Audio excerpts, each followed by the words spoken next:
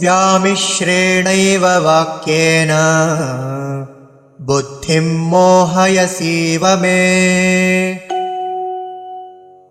तदेकं वद निश्चित्य येन श्रेयोऽहमाप्नुयाम्।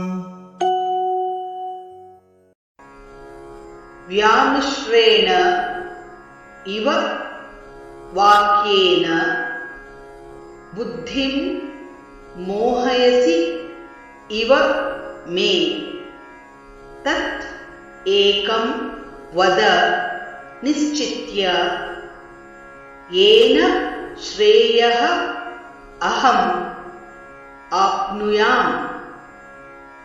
व्यामिश्रेणेव वाक्येन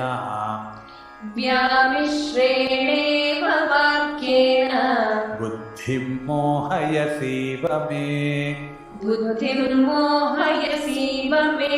तदेकं वद निश्चित्य येन श्रेयोऽहमाप्नुयाम्।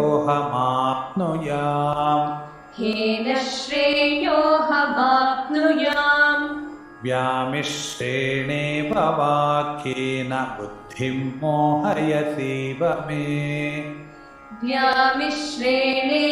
वाक्येन बुद्धिं मोहयसीव मे तदेकं वद निश्चित्य येन श्रेयोऽहमाप्नुयाम्।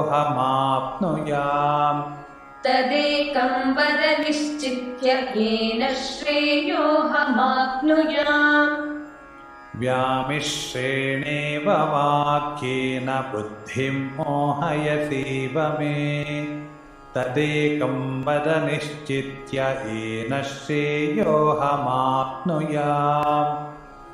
व्यामिश्रेणेव वाक्येन बुद्धिं मोहयसीव मे तदेकं वद निश्चित्य येन श्रेयोऽहमाप्नुयाम्।